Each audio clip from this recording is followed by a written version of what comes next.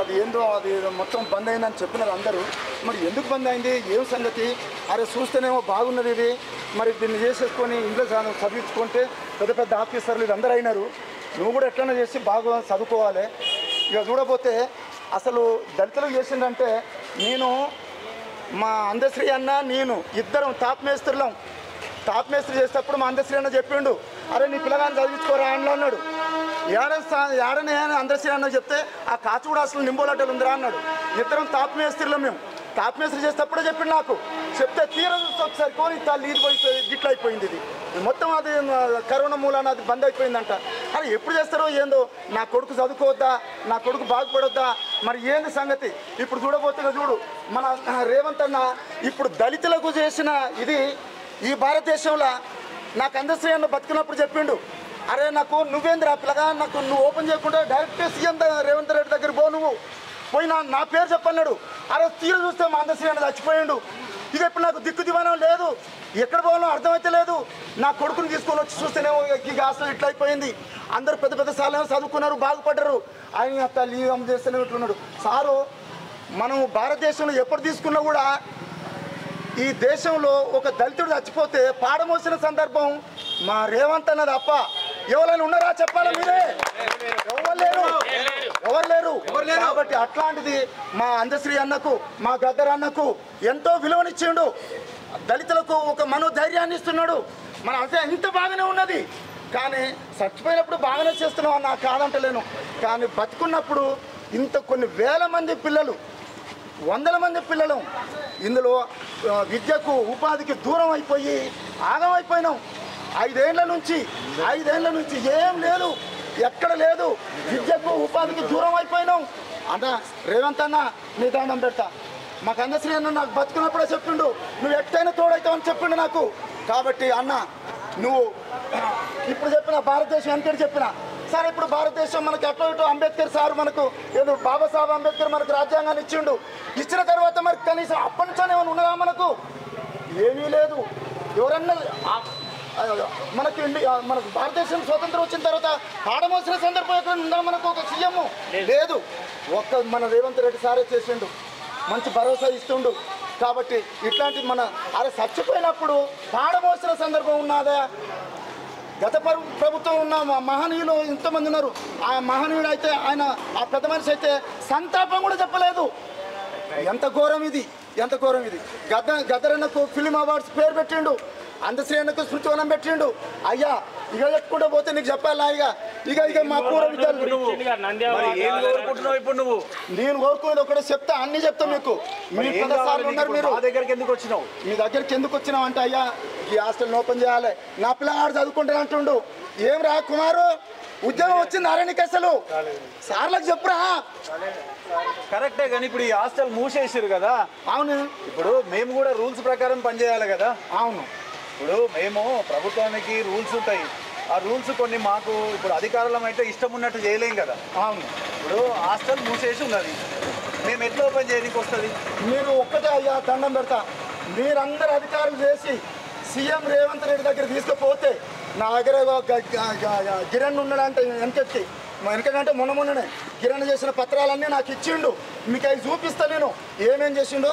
1,60,00,000 కావాలంట. ఇది బాగా చెప్పిస్తాను ఆయన. ఇగో కిరణ్ ఏం చేసిండు, అయ్యా డిప్యూటీ డైరెక్టర్ని కలిసిండు. డిప్యూటీ డైరెక్టర్ని కలిసిన ఇది రిప్రజెంటేషన్ కిరణ్ అని పోయిందంట. పోయినసారి సంవత్సరం కింద నుంచి మీరు కొట్లాడుతూనే ఉన్నారు. ఇది ప్రాసెస్ లో ఉంది. ఇప్పుడు మేము కూడా బిల్డింగ్ ప్రాసెస్ పెట్టినాం. ఇప్పుడు గవర్నమెంట్ కు ఒక ప్రాసెస్ ఉంటుంది, ఆ ప్రాసెస్ లో సివిల్ ఇంజనీరింగ్ అవన్నీ వర్కుల్లో ప్రాసెస్ లో ఉంది. అది ఎప్పుడు అప్రూవల్ వస్తుంది, ఏమొస్తుంది? అయ్యా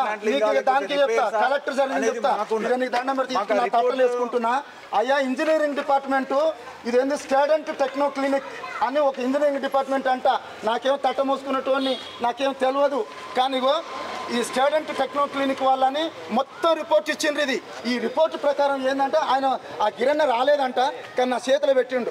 ఈ స్టూడెంట్ టెక్నో క్లినిక్ వాళ్ళు వచ్చేసి రిపోర్ట్ ఇచ్చిండ్రు. మొత్తం రూమ్ ఇదంతా తీసిండ్రు. చూపించారా మీరు?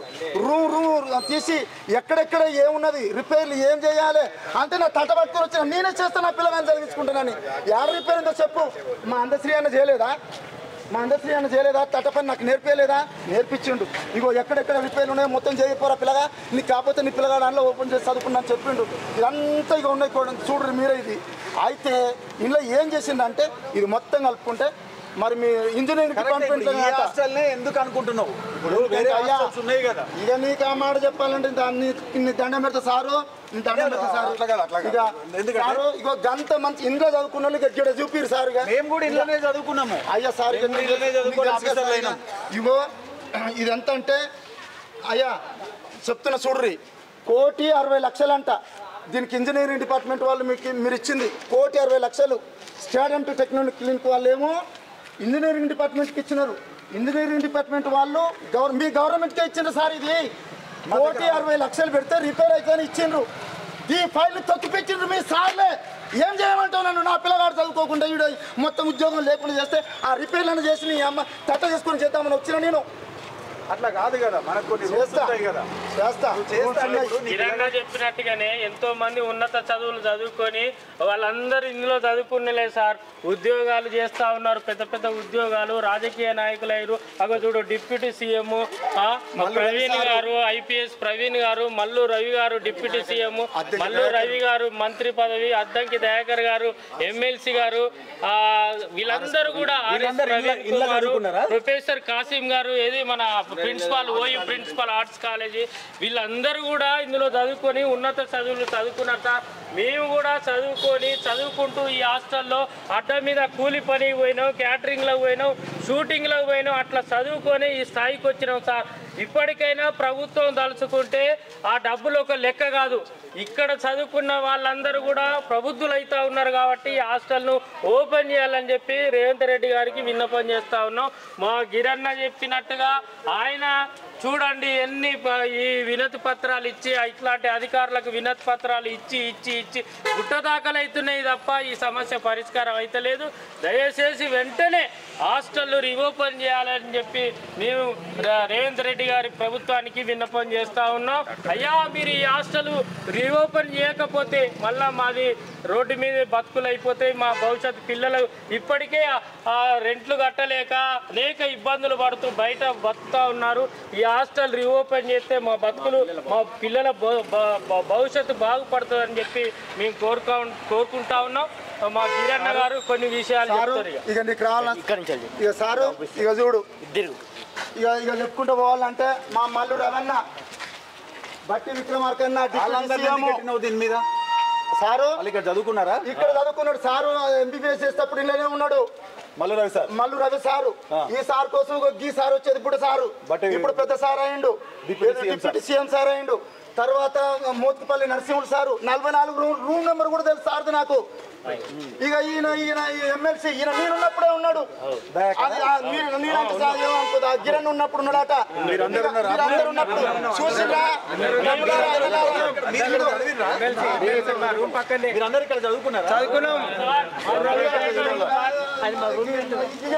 ఇప్పుడు ఎమ్మెల్సీ ఈయన అయితే ఆయన గిరణ్ ఉన్నప్పుడు ఈయన కూడా ఉన్నాడు. ఈయన ఎంపీ ఎక్కడ పెద్దపల్లి ఎంపీ పేరు వెంకటేష్, నేతకాని వెంకటేష్. ఆర్ఎస్ ప్రవీణ్ కుమార్ సారు మీరు పెద్ద మీటింగ్ పెట్టినప్పుడు మీటింగ్లో చెప్పిండంట, అయ్యా నేను ఆన్నే ఉన్నా, నువ్వు కంగారు పడకురు, ఏం కాదు, మన దళితుల ఐక్యత వర్ధిల్లాలని చెప్పేసి ఈ ఆర్ఎస్ ప్రవీణ్ కుమార్ ఇండియా నుండి పెద్ద ఐపీఎస్ ఆఫీసరు మన గూడంజన్న ఏం చేసిండు అప్పుడు, అది ఇల్లు నక్సలైట్లు ఉంటుండని ఎల్లగొట్టిండట. ఎల్లగొడితే ఉరికిండు. కురికిండు ఎరికేనా? నాంపల్లి స్టేషన్ కాడికి ఉరికిండు. నాంపల్లి స్టేషన్ కాడికి ఉరికిగా పాట రాసిండు బాధలతోటి. నాంపల్లి స్టేషన్ కాడి రాజాలింగో ఈ రామారాజ్యం పాలన చూడు శివాశంభులింగ అలింగ రామారాజ్యం పాలన చూడు శివాశంభులింగ సారే రాసింది.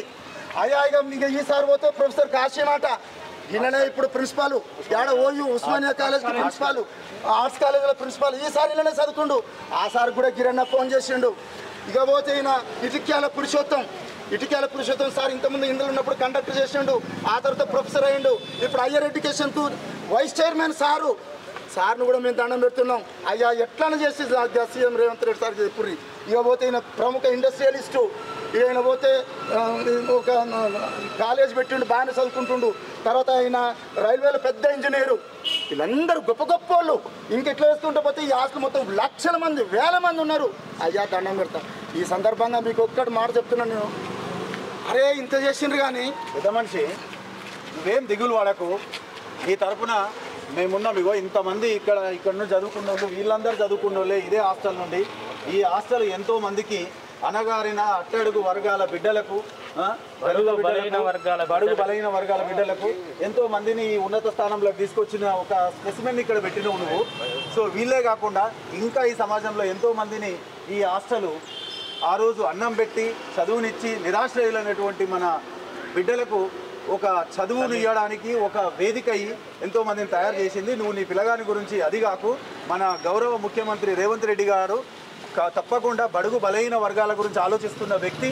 ఇప్పటి వరకు రాజ్యాంగబద్ధమైనటువంటి పదవిలో ఉండి ఒక పార్థివ దేవాన్ని మోసినటువంటి వ్యక్తి, ఒక సీఎం, అది ఒక దళిత ప్రపంచ కవికి అన్నీ తానే అయి పెద్ద కొడుకై సో అన్ని కార్యక్రమాలను చేసి స్మృతివనం అని ఓ పేరు పెట్టి అక్కడ కార్యక్రమాలు చేసి పాడమోసి, అది కేవలం రాజకీయం కోసం కాదు, తన యొక్క ప్రేమను ప్లస్ ఈ సమాజంలో ఉన్నటువంటి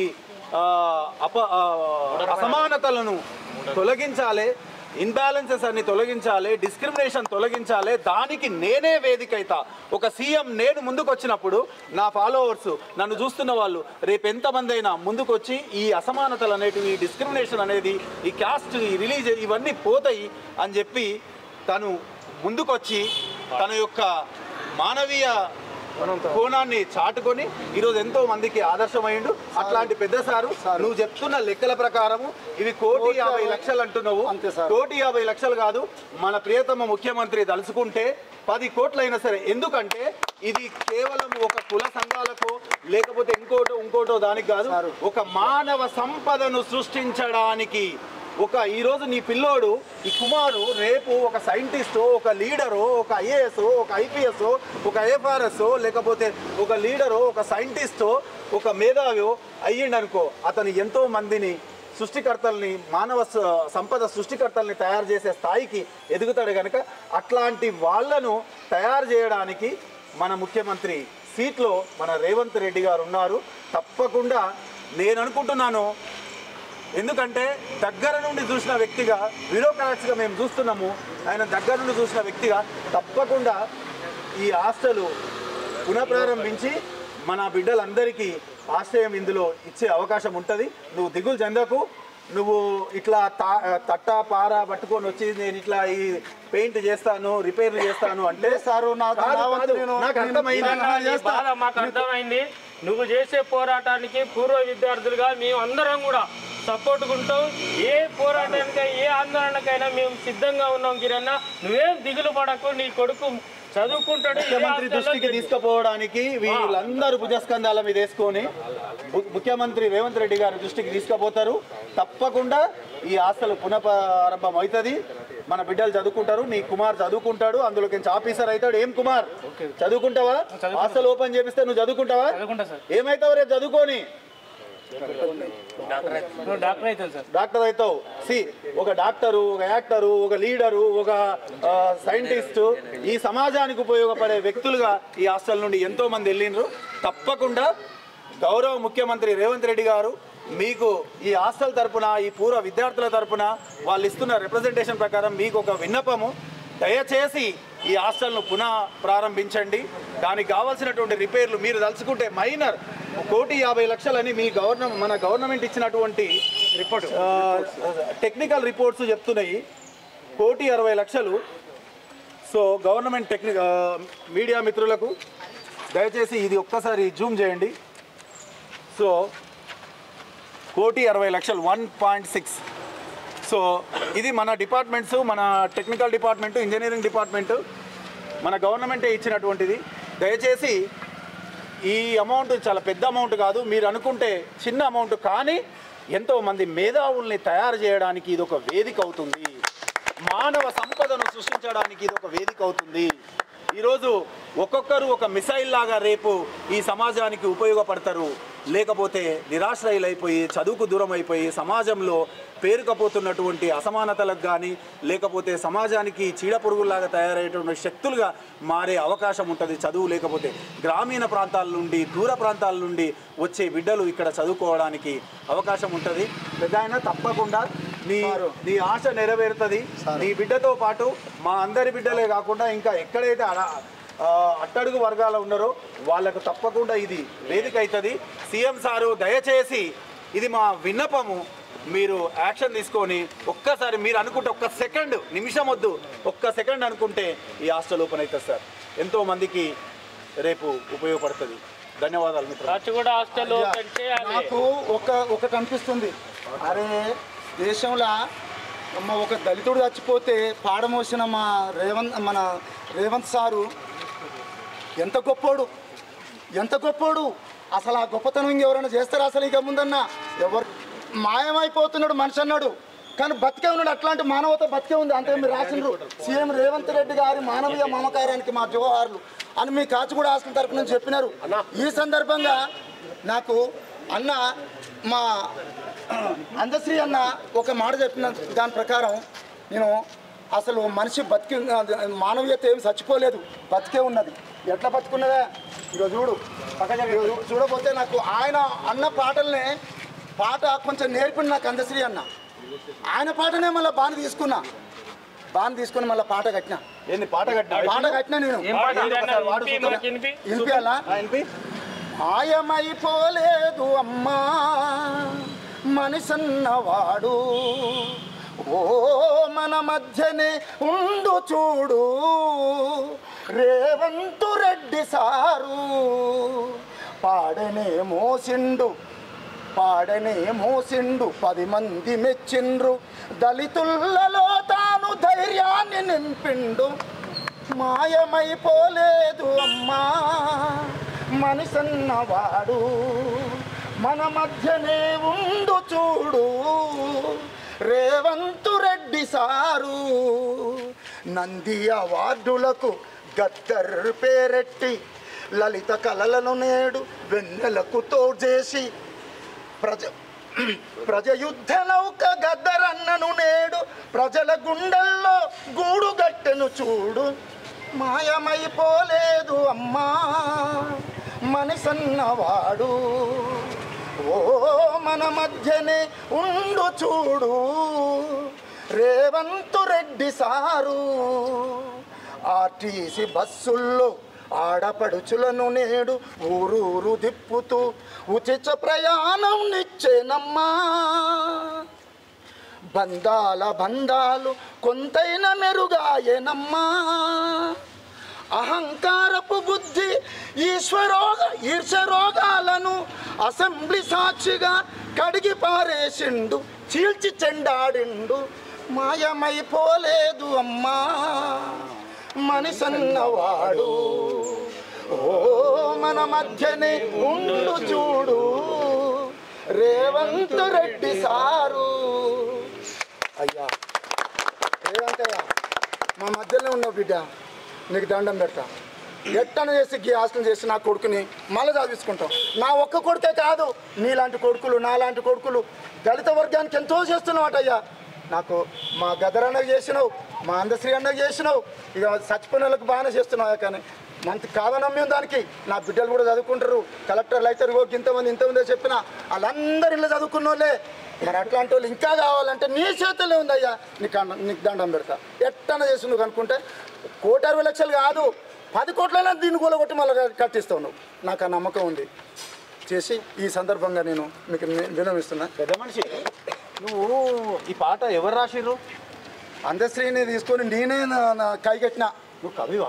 కవి ఏం కాదు, గిట్టనే నేను తట్ట బట్టలు తీసుకొని నేను ఆ సారీ చేసుకొని కొడుతుంటే మళ్ళీ పాటలు నేర్పించండి సార్ నాకు. అందశ్రీ సార్ మేము అక్కడనే సిద్దిపేటలో పనిచేసేది తాపనేస్త్రి మేము. అచ్చా, మరి ఇంత మంచి పాట ఎట్లా? కైగట్టినాయి కదా, అన్న పేరు మీద కైగట్టినాయి కదా. అన్నకు అంటే చదువుకోలే, అది చేయలే. నేను చదువుకున్నా. సో మంచి పాట రాసినావు, మరి దీన్ని మరి ఇంకేమన్నా డెవలప్ దాన్ని డెవలప్ చేస్తా, ఇంకా బాగా రాస్తా. అంటే ఇది బాగా రాస్తా అన్నట్టు. ఇది ఒక మీరు ఏమంటారు, ట్రైలర్ అంటారు, టీజర్ అంటారు, చూడ్రి అట్లాంటిదే ఇది. చాలా బాగా రాసినావు గిరన్న, చాలా బాగా రాసినావు. ఈ పరిస్థితుల్లో పాట ద్వారా చాలా మంచి సందేశాన్ని ఇచ్చినావు గిరన్న. నీకు ధన్యవాదాలు మా అందరి తరఫున. స్క్రీన్ మీద రావాలి మొత్తం జూమ్ చేయండి. మీరు పట్టుకోండి, పెద్ద మనిషి మీరు పట్టుకోండి. ఇది పైనుంచి ఇది మీది, ఇది మీ పాట అయ్యా. శ్రీగిరి అది కాదు, అది మన అందశ్రీ అన్నది పాటనే కైగట్టిన. ఇక అన్న ఏమన్నా గుర్తుంటే ఇక మా రేవంత్ సారే ఏమన్నా చేయాలి దీనికి. ఇక మా పిల్లలు చదువుకుంటారు, ఏమన్నా చేసి దీన్ని మళ్ళీ ఓపెన్ చేస్తే చదువుకుంటాం. చూడు ఇక అంటే అందశ్రీ సార్ చెప్పింది ఏంటంటే 100కి1 కోటికొకడు ఎక్కడున్నాడో కనిపిస్తలేడు అన్నాడు. నువ్వేం చెప్పినావు అంటే 100కి1 కోటికొకడు ఇక్కడే ఉన్నాడు, అదే మన సీఎం, అదే మన రేవంత్. ఇది కళ్ళ ముందుకు తీసుకొచ్చి చెప్పినావు. తప్పకుండా CM Revanth Reddy Saab kindly accept this proposal request sanction and take appropriate action immediately and kindly reconstruct or reopen as soon as possible. Immediate action is required. Thank you very much.